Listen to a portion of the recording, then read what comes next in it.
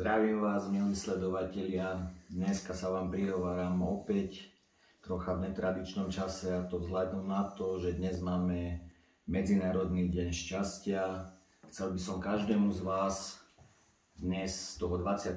marca, k tomuto peknému dňu popriať veľa šťastia.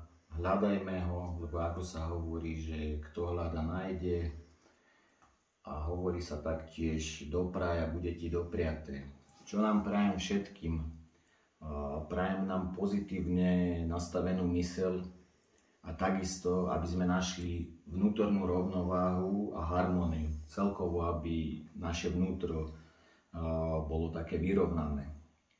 Prečo spomínam tieto dve veci? Sú to jedny z myšlienok, ktoré budú takisto zahrnuté v knihe. A skúsme sa na svoj život pozrieť aj tak, že keď si zoberieme celé naše bytie ako 100%, v nejakých 70% musíme byť nejaký neutrálny, mali by sme byť seriózni, vážni, a ten zvyšok nejakých tých 30%, tam môžu vstupovať aj nejaké emócie. Sú to pozitívne a negatívne, ale nedajme tomu tých 15 a 15%. Skúsme si to v živote nastaviť tak, že budú prevyšovať tie pozitívne emócie. Že tie pozitívne vstupy budú prevyšovať tie negatívne, ktoré by sme mali minimalizovať. Skúsme to dať aspoň na takých 25 a 5, lebo tým negatívnym sa aj tak nikdy v živote nevyhneme. Poďme ďalej. Čo sa týka tohto dňa, tak zhodou okolností sa ku mne dostala aj takáto zberateľská kazeta o šťastí. Sú tu pekné motívy, čo symbolizujú šťastie. Je to podkova alebo štvorlistky. Keď si to otvoríme, hneď je tu zaujímavá myšlienka od Aristotela. Šťastie závisí na nás.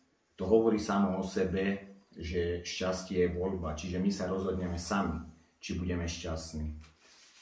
Ďalej je tu aj takáto pekná minca. Ona takisto zobrazuje motívy šťastia, tiež tú podkovu a ten štvorlistok.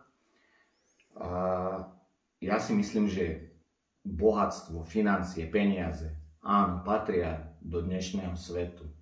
A patria k tomu, aby sme ho prežili v nejakom pohodovom režime.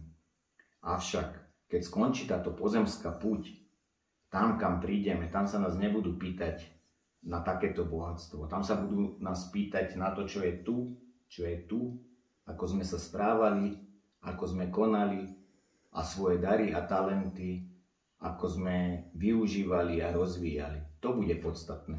Čiže toto áno, pre pozemský život, ale nie potom. Treba si uvedomiť, že ja píšem knihu nielen o šťastnom človeku, ale ja píšem o naveky šťastnom človeku. A to je troška rozdiel. Čiže nebude to zamerané iba na túto pozemskú etapu ľudského života. A ešte by som chcel spomenúť tretiu vec.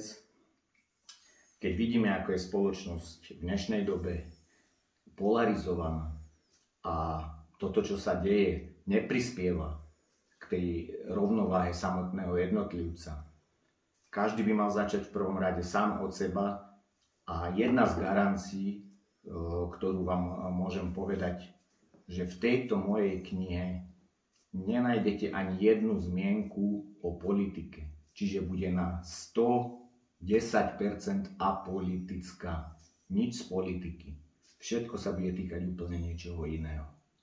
Pekný deň, prajem vám pekný slnečný deň. Radujte sa prežitieho šťastia. Dovidenia.